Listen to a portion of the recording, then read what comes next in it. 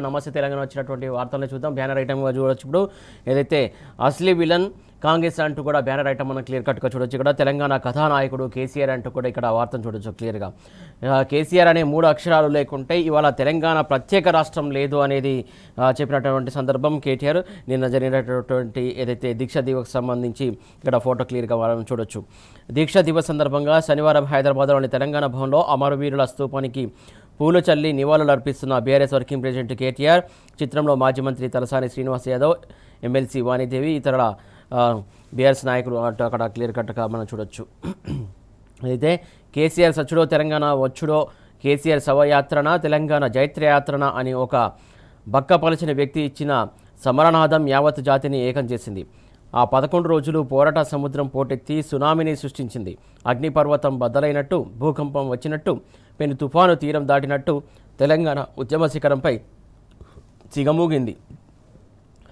మడితున్నే రైతు, బడికెళ్లే బాలుడు, కార్ఖానాలో కార్మికుడు, కార్యాలయంలో ఉద్యోగి, నల్లకోటు లాయరు, తెల్లకోటు డాక్టరు, కలం పట్టిన జర్నలిస్టు, ఎన్ఆర్ఐలు బరిగీసి కొట్టాడినటువంటి అపురూప ఘట్టం అది అంటూ కూడా కేటీఆర్ చెప్పిన సందర్భం సంబంధించి వార్తను క్లియర్గా మనకి ఇక్కడ చూడొచ్చు.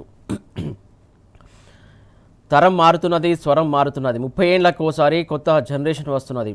ఉడుకునెత్తులతో ఉరకలెత్తే యువతరం ముందుకు వస్తుంది. నవతరం 7 తరాల కథను తెలుసుకోవాలి. అప్పుడే మన కథ ఎటుపోతుందో అర్థమవుతుందంటూ కేటీఆర్ వ్యాఖ్యానించినటువంటి సందర్భం సంబంధించినటువంటి ఇక్కడ వార్తను చూడొచ్చు. ప్రాణాలు పణంగా పెట్టి లక్ష్యాన్ని ముద్దాడిండు. దీక్షతో 4 కోట్ల ప్రజల గతిని మార్చిండు. కేసీఆర్ ఆమరణ దీక్ష చారిత్రక ఘట్టం. రాష్ట్ర చరిత్రను మలుపు తిప్పిన సుదినం. గులాముల ఎగుర్లాట ఇక కొంతకాలమే. వచ్చే కాలమంతా గులాబీ సేనలదే అంటూ కూడా ఇక్కడ వార్తను చూస్తున్నాం మనం. కుంభకర్ణుల భరతం పడదామంటూ కూడా ఆయన ఈ సందర్భంగా చెప్పినటువంటి అంశం. సింహాసనంపై మళ్ళీ సింహాన్ని కూర్చోబెడదాం. బీఆర్ఎస్ వర్కింగ్ ప్రెసిడెంట్ కేటీఆర్ నిన్న జరిగినటువంటి దీక్ష దివస్ అంశాలకు సంబంధించి ఇక్కడ మనం క్లియర్ కట్గా ఈ వార్తను చూడొచ్చు. తెలంగాణ భవన్లో అట్టహాసంగా దీక్ష దివస్, పెద్ద సంఖ్యలో తరలి వచ్చినటువంటి గులాబీ శ్రేణులు అంటూ కూడా ఇక్కడ క్లియర్గా వార్తను చూడొచ్చు.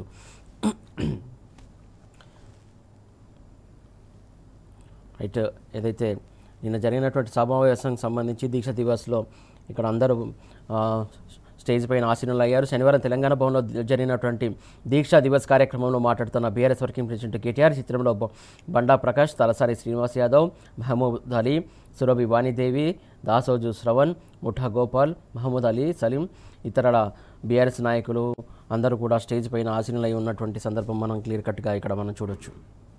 అయితే కేసీఆర్ సంకల్పంతోనే తెలంగాణ సాకారమైందంటూ కూడా చెప్పినటువంటి సందర్భం సంబంధించి పలువురు ఈ అంశాన్ని వెల్లడించారు. దానికి సంబంధించి క్లియర్గా ఇక్కడ మనం వార్త చూడొచ్చు.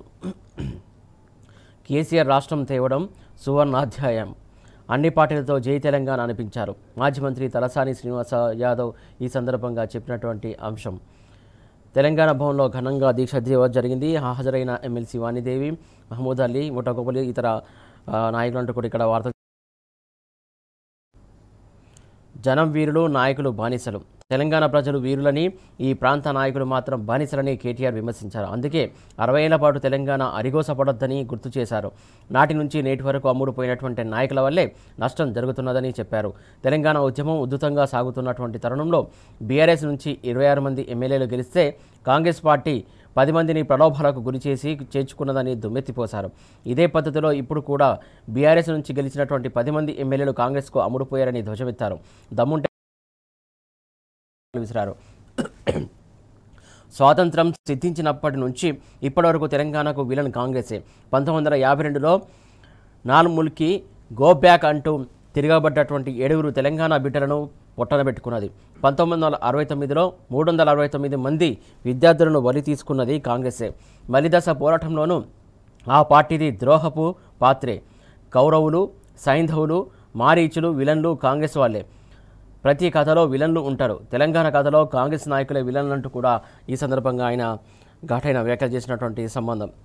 ఈ అవమానాలను ఎదిరించి హేళనలను దిగమింగి తెలంగాణ కోసం పోరాడినటువంటి పటిమ అంటూ కూడా ఇక్కడ మరొక వార్త చూడొచ్చు. తెలంగాణ కోసం పార్టీ పెట్టినటువంటి రోజు మకలో పుట్టి పుబ్బలో మాయమవుతుందని ఎంతోమంది ఎగతాళి చేశారని కేటీఆర్ గుర్తు చేశారు. ఎన్నో అవమానాలు, అవహేళనలు, 1000 దాడులు, లక్ష కుట్రలు, ఎన్నో ఎదురుదెబ్బలు, అనేక ఒడిదుడుకులు అయినా పట్టువదలకుండా ఎత్తినటువంటి జెండా దించితే రాళ్లతో కొట్టి చంపండని పిలుపునిచ్చి కేసీఆర్ ఉద్యమాన్ని ఎత్తుకున్నారు. విశ్వాసానికి విశ్వరూపమైనటువంటి కేసీఆర్ ఆంధ్రప్రదేశ్ నుంచి వెళ్తున్నటువంటి తెలంగాణలోనే అడుగు పెడతా అని ప్రకటించి ఢిల్లీకి వెళ్లి ప్రత్యేక తెలంగాణను ముద్దాడారు అని పేర్కొన్నారు.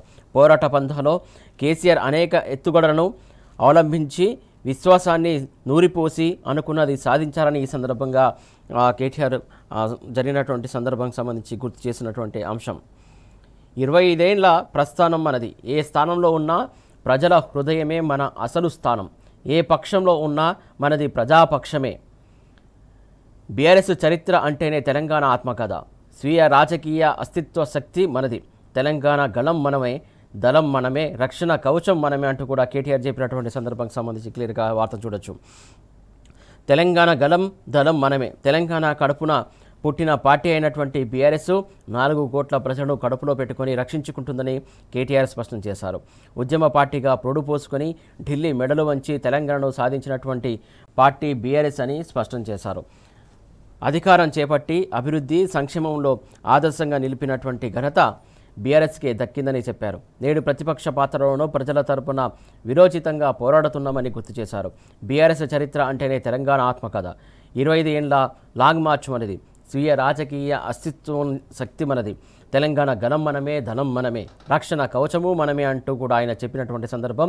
125 అడుగుల అంబేద్కర్ విగ్రహాన్ని ప్రతిష్ఠించిన ఘనత బీఆర్ఎస్కే దక్కుతుందని చెప్పేసి ఈ సందర్భంగా ఆయన గుర్తు చేసినటువంటి అంశం. ఏదైతే నిన్న జరిగినటువంటి దీక్ష దివస్ సంబంధించి తెలంగాణ భవన్లో జరిగినటువంటి సమావేశానికి హాజరైనటువంటి కార్యకర్తలు, కేడర్ అంతా కూడా క్లియర్ ఇక్కడ మనం చూడొచ్చు. తెలంగాణ భవన్లో దీక్ష దివస్ కార్యక్రమానికి పెద్ద ఎత్తున హాజరైనటువంటి బీఆర్ఎస్ నాయకులు, కార్యకర్తలు అంటూ కూడా ఇక్కడ ఫోటోలో క్లియర్గా మనం చూడొచ్చు. రైట్, ఇప్పుడు ఇంకా మిగతా వార్తలు చూద్దాం. మిగతా వార్తలు చూసుకున్నట్లయితే కరెంటుపై పుట్టుకో లెక్క అంటూ కూడా ఇక్కడ మరొక వార్త చూడొచ్చు.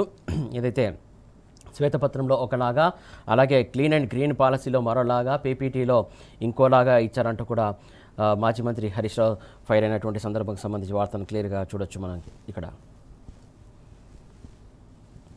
ఏదైతే శ్వేతపత్రంలో ఒకలాగా, క్లీన్ అండ్ గ్రీన్ పాలసీలో మరోలా, పీపీటీలో ఇంకోలా, ఆర్థిక మంత్రి మీ అవగాహన ఇంత అంటూ కూడా హరీష్ రావు ప్రశ్నించినటువంటి సందర్భానికి సంబంధించి వార్త క్లియర్గా మనం ఇక్కడ చూడొచ్చు.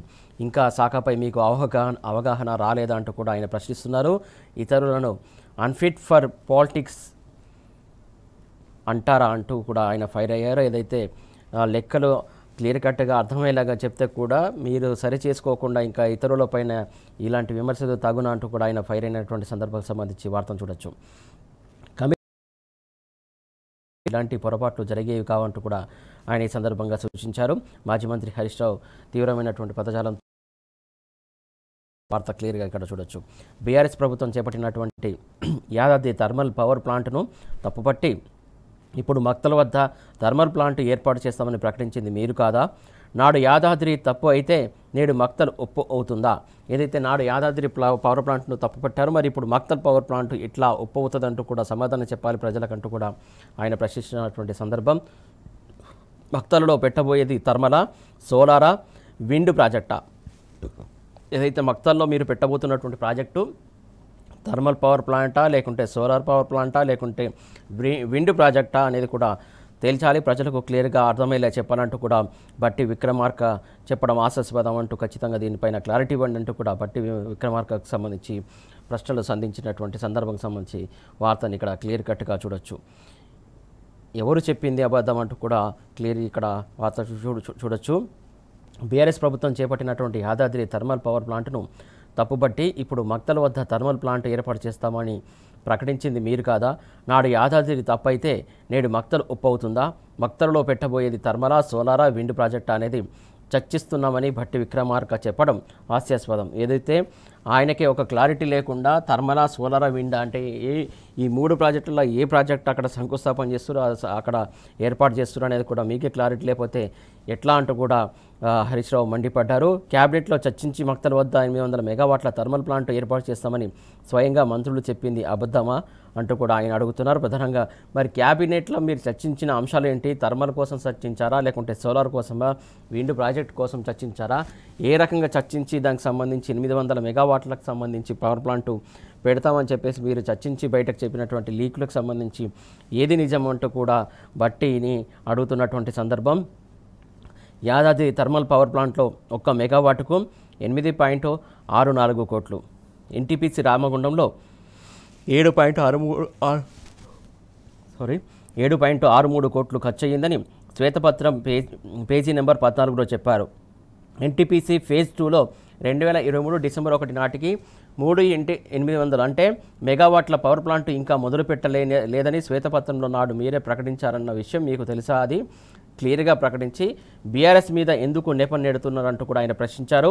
రేవంత్ రెడ్డి ప్రభుత్వం ఏర్పాటు చేశాక 800 మెగావాట్లకు మీరు అగ్రిమెంట్ చేసుకుని మిగతా 1600 మెగావాట్లు అక్కర్లేదని చెప్పింది నిజం కాదా, అబద్ధమా, నిజమా ఏంటో మీరే చెప్పాలంటూ కూడా సమాధానం చెప్పాలంటూ కూడా ఆయన ప్రశ్నించారు. అలాగే ఏదైతే పవర్ ప్లాంట్లో పవర్ మెగావాట్ తయారీకి 14 కోట్లు ఖర్చు అవుతుందని కేబినెట్ అనంతరం విలేకరుల సమావేశంలో చెప్పారు కదా, మీరు మర్చిపోయారంటూ కూడా ఆయన ప్రశ్నిస్తున్నారు. కానీ ఎన్టీపీసీ ఖర్చు 12.3 కోట్లు, మెగావాట్కు దాదాపు 2 కోట్లు అదనపు ఖర్చు ఎందుకు వచ్చిందనే విషయం చెప్పకుండా ఇంకా డిపిఆర్ కాలేదని బుకాయిస్తున్నారని మాజీ మంత్రి హరీష్ రావు ఏదైతే బట్టిపైన విమర్శిస్తారు, ప్రశ్న వర్షం కురిపించారు. నాడు 803 కోట్లు, నేడు 1600 కోట్లు ఎట్లా అంటూ కూడా మరొక ప్రశ్న సంధించారు. అధికారులు ఏదో రాసి ఇచ్చిన దాన్ని మంత్రి శ్రీధరబాబు గుడ్డిగా చదివినట్టున్నారని హరీష్ రావు విమర్శించారు. మీరు అసెంబ్లీలో ప్రవేశపెట్టినటువంటి శ్వేతపత్రం పేజీ నెంబర్ 11లో ఏమున్నదో ఒకసారి చూసుకోండి. Yadadri thermal power project coal ట్రాన్స్పోర్ట్కు ఏడాదికి 803 కోట్లు రావాలని శ్వేతపత్రంలో పెట్టింది మీరే కదా. కేబినెట్ మంత్రిగా ఉండి నేడు 1600 కోట్లు ఖర్చు అవుతుందని ఎలా మాట్లాడతారంటూ కూడా ఆయన మరొక ప్రశ్న కూడా సంధించినటువంటి సందర్భం. దానికి సంబంధించి కూడా సమాధానం చెప్పాలంటూ కూడా చెప్తున్నటువంటి అంశం. శ్వేతపత్రం డీటెయిల్స్ చూసుకున్నట్టయితే ఇక్కడ శ్వేతపత్రం పేజీ నెంబర్ 7లో 1/12/2023 నాటికి సోలార్ కెపాసిటీ 6123 మెగావాట్లు అని చెప్పారు. మొత్తం కాంట్రాక్ట్ కెపాసిటీ 19475 మెగావాట్లు అని చెప్పారు. ఆ తర్వాత 11/1/2025 నాడు మీరు విడుదల చేసినటువంటి క్లీన్ అండ్ గ్రీన్ ఎనర్జీ పాలసీలోని పేజీ నెంబరు 8లో ప్రస్తుత స్థాపిత విద్యుత్ సామర్థ్యం 5415 మెగావాట్లు అని అన్నారు. మరో 2474 మెగావాట్లు రాబోతున్నదని, మొత్తం 7889 మెగావాట్లు అని పేర్కొన్నారు. 2023లో 6123 మెగావాట్లు ఉంటే 2025 నాటికి 5415 మెగావాట్లు ఎట్లా అయ్యింది? పెరుగుతుందా తగ్గుతుందా? ఈరోజు మీరు ప్రదర్శించినటువంటి పీపీటీలో ఏం లెక్క చెప్పారో మీకు తెలుసా? గతంలో ప్రకటించిన పాలసీ శ్వేతపత్రంతో పోల్చి చూసుకున్నారా అంటూ కూడా మరొక ప్రశ్న వేశారు. మీ clean and green energy policy page number 8లో తెలంగాణ కరెంటు కాంట్రాక్ట్ కెపాసిటీ 26,212 మెగావాట్లు అని తెలిపారు. అదే పాలసీ పేజీ నెంబర్ 10లో 2029-30 నాటికి 49,104 మెగావాట్లు అని అన్నారు. అదేవిధంగా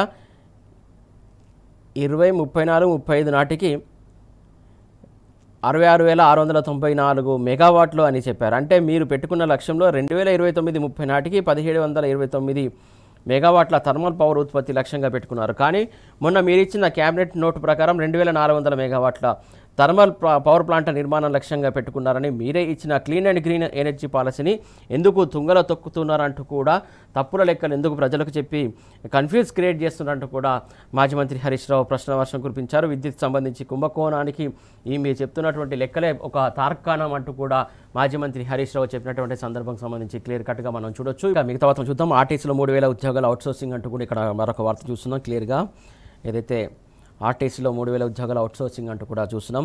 తాత్కాలికంగా డ్రైవర్ల నియామకం, ఇప్పుడు అవుట్సోర్సింగ్ పద్ధతిలో కండక్టర్ల నియామకానికి కూడా చర్యలు తీసుకుంటున్నట్టు ఇక్కడ వార్తను చూడొచ్చు క్లియర్గా. డ్రైవర్ శ్రామిక్ పోస్టుల వివరాలు నేటికి వెల్లడించని అధికారులు అంటూ కూడా క్లియర్గా మనం చూడొచ్చు. ఏదైతే ఆర్టీసీలో ప్రభుత్వం భర్తీ చేస్తామన్న 3038 ఉద్యోగాలపై నీలినీడలు కమ్ముకున్నాయి. రెగ్యులర్ ప్రాతిపాదికన చేపట్టాల్సినటువంటి ఈ ఉద్యోగాలను అవుట్సోర్సింగ్ పద్ధతిలో భర్తీ చేసేందుకు ప్రభుత్వం, ఆర్టీసీ యాజమాన్యం చర్యలు చేపడుతున్నాయి.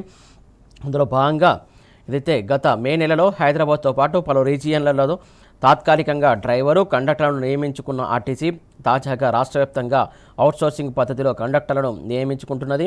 హైదరాబాద్, సికింద్రాబాద్, నల్లగొండ, ఖమ్మం, వరంగల్, నిజామాబాద్ రీజియన్లలో దశల వారీగా ఈ నియామకాలు దశల వారీగా చేపడుతున్నట్టు ఆర్టీసీ అధికారులు వెల్లడించారు. హైదరాబాద్ జోన్లో 160, నల్గొండ, ఖమ్మం, నిజామాబాద్ రీజియన్లలో 270, వరంగల్ రీజియన్లో 109 మంది కండక్టర్లను అవుట్సోర్సింగ్ ద్వారా నియమించుకునేందుకు అనుమతి ఇచ్చినట్టు చెబుతున్నారు. తాత్కాలికంగా నియమించుకున్నటువంటి కండక్టర్లకు హకీంపేటలోని ఆర్టీసీ ట్రైనింగ్ సెంటర్లో 3 రోజులు శిక్షణ తరగతులు నిర్వహిస్తున్నారు. ఆ తర్వాత బస్సులో టికెట్ల జారీపై మరో 3 రోజులు అవగాహన కల్పించి టికెట్ ఇష్యూయింగ్ మిషన్స్ నేరుగా వారి చేతిలో పెట్టనున్నారు. మిగతా పోస్టుల జాడేదంటూ కూడా ఇక్కడ చూడొచ్చు. ప్రభుత్వం రెగ్యులరు ప్రతిపాదికన నియమిస్తామని చెప్పినటువంటి ఉద్యోగాల్లో ఇప్పటివరకు డ్రైవరు, శ్రామిక పోస్టులకు మాత్రమే నోటిఫికేషన్ ఇచ్చింది అంటూ కూడా క్లియర్గా ఇక్కడ చూడొచ్చు. మరొక వార్త చూసుకున్నట్లయితే బెనిఫిట్స్ అందక చికిత్సకు డబ్బులు లేక రిటైర్డ్ ఉపాధ్యాయుడు మృతి చెందాడంటూ కూడా మరొక వార్త చూస్తున్నాం. ఏడాది కాలంగా బెనిఫిట్స్ కోసం ఎదురుచూపు, క్యాన్సర్ చికిత్సకు డబ్బులు లేక ఇబ్బందులు పడ్డారు. బీరయ్యది ప్రభుత్వ హత్య అంటూ పెన్షనర్ల సంఘం వాళ్ళు ఆరోపిస్తున్నటువంటి అంశం సంబంధించి వార్తను క్లియర్గా చూడొచ్చు. ప్రభుత్వ నిర్లక్ష్యానికి మరో రిటైర్డ్ ఉపాధ్యాయుడు బలయ్యాడు. ప్రభుత్వం నుంచి బెనిఫిట్స్ సకాలంలో రాకపోవడంతో వైద్యానికి డబ్బులు అందక మృతి చెందాడు. ఇక పూర్తి డీటెయిల్స్లోకి వెళ్తే మహబూబాబాద్ జిల్లా కే సముద్రం మండలం పెనుకొండకు చెందినటువంటి ఇతను రిటైర్డ్ ఉపాధ్యాయుడు బీరయ్య. సో మొత్తానికి ఈయన వయస్సు 61 సంవత్సరాలు. ఏదైతే వరంగల్ జిల్లా గీసుకొండ మండలం రెడ్డిపాలెంలోని ప్రభుత్వ ప్రాథమిక పాఠశాలలో టీచర్గా 2024 డిసెంబర్ 31 ఉద్యోగ విరమణ పొందాడు. కొంతకాలంగా బీరయ్య క్యాన్సర్తో ఇబ్బందులు ఎదుర్కొంటున్నాడు. ప్రభుత్వం నుంచి రావాల్సినటువంటి గ్రాట్యుటీ, కమ్యూనిటేషన్, జీపీఎఫ్ లీవ్, ప్రభుత్వం నుంచి రావాల్సినటువంటి బెనిఫిట్స్ అందక, సకాలంలో చికిత్స అందక ఆయన మృతి చెందినట్టు క్లియర్ కట్గా ఈ వార్తను బట్టి మనం చూడొచ్చు. దీనికి సంబంధించి క్లియర్గా మనం చూడొచ్చు. రైట్. ఇక మరొక వార్త చూసుకున్నట్లయితే రాజీనామా చేసిన తెల్లారే విధులకు వీసీ హాజరయ్యారంటూ కూడా మరొక వార్త చూస్తున్నాం. కాలేజ్ యూనివర్సిటీలో అంతులేని అనుమానాలు అంటూ కూడా వార్త చూడొచ్చు. వరంగల్లోని కాలేజ్ యూనివర్సిటీ ప్రధాన గేట్ ఎదుట పటాకులు కాల్చి సంబరాలు చేసుకుంటున్న మాజీ అవుట్సోర్సింగ్ ఉద్యోగులు ఇన్సెట్లో వీసీ నందకుమార్ రెడ్డి అంటూ కూడా ఇక్కడ క్లియర్గా మనం చూడొచ్చు. ఏదైతే college health university VC doctor Nandakumar Reddy ఆ పదవికి రాజీనామా చేసిన తెల్లారే తిరిగి విధులకు హాజరు కావడం రాష్ట్రంలో చర్చనీయాంశమైంది. అక్రమ మార్గంలో విద్యార్థులను పాస్ చేశారని ఆరోపణలు రావడం, విజిలెన్స్ విచారణ కొనసాగుతున్నటువంటి క్రమంలో నందకుమార్ రెడ్డి వీసీ పదవికి రాజీనామా చేశారు. శుక్రవారం రాజీనామా చేసి శనివారం తిరిగి విధుల్లోకి చేరి కొత్త వీసీ వచ్చే వరకు తననే ఆపద్ధర్మ వీసీగా కొనసాగమన్నారని మీడియాతో చెప్పారు. తాను ఏ తప్పు చేయలేదని, ఎటువంటి విచారణకైనా సిద్ధమేనని పేర్కొన్నారు. పేపర్ దిద్దే క్రమంలోనే విద్యార్థికి సమాచారమా అంటూ కూడా ఒక పీజీ విద్యార్థిని సమాధాన పత్రాలను వాల్యుయేషన్ చేస్తున్నటువంటి ప్రొఫెసర్ ఆ విద్యార్థి రాతను గుర్తించి ఆ విద్యార్థికి ఫోన్ చేసి ఫలానా ప్రశ్నకు సమాధానం ఎందుకు రాయలేదని ఆరా తీయగా ఆ విద్యార్థి ఫిర్యాదు చేశారు. నిబంధనల ప్రకారం తిరిగి వాల్యుయేషన్ చేయించమని వీసీ పేర్కొన్నారు. వాల్యుయేషన్ చేస్తున్నటువంటి ప్రొఫెసర్ విద్యార్థి రాతను గుర్తించి సమాచారం ఇవ్వడం ఏమిటి? వర్సిటీకి చెందిన 2 ప్రొఫెసర్లు, ఒక ఎక్స్టర్నల్ వాల్యుయేటర్ ఉంటారు.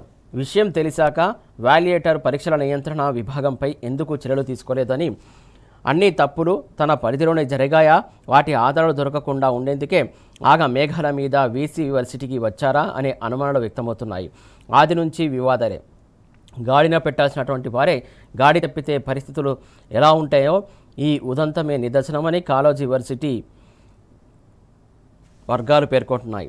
నందకుమార్ రెడ్డి వర్సిటీ వీసీగా బాధ్యతలు చేపట్టినప్పటి 2025 మార్చి 19వ తేదీ నుంచి వివాదాలకు వర్సిటీని కేంద్ర బిందువుగా మార్చారనే చర్చ సాగుతున్నది. వర్సిటీ ప్రధాన కేంద్రం వరంగల్లోని అవుట్సోర్సింగ్ సిబ్బందిని హైదరాబాద్ వర్సిటీ క్యాంపు కార్యాలయానికి బదిలీ చేశారు. 2025 అడ్మిషన్ సమయంలో లోకల్, నాన్ లోకల్ అంశంపై విద్యార్థుల తల్లిదండ్రులు కోర్టును ఆశ్రయించారు. ఎన్ఆర్ఐ కోటాలో సీటు పొందినటువంటి ఓ విద్యార్థి విషయంలో సైతం వీసీ నిబంధనలను అతిక్రమించినట్టు ఆరోపణలు రాగా ప్రభుత్వం ఆగ్రహం వ్యక్తం చేయడంతో సీటు కేటాయించారు. నర్సింగ్ కళాశాలల తనిఖీల పేరుతో సైతం అక్రమాలకు పాల్పడినట్టు ఆరోపణలు వస్తున్నాయి. వీసీగా బాధ్యతలు స్వీకరించిన తర్వాత తన చుట్టూ తన వర్గం ఉండాలని భావించారని సో ఆ నేపథ్యంలో రాజకీయ ఆరోపణల ఆంతర్యం ఏంటనేది కూడా వార్త చూడొచ్చు. తానే తప్పు చేయలేదని ఎటువంటి విచారణకైనా సిద్ధమని ప్రకటించిన వీసీ హరీష్ రావుపై చేసినటువంటి వ్యాఖ్యలు పొలిటికల్ సర్కిల్లో చర్చనీయాంశమవుతున్నటువంటి అంశం.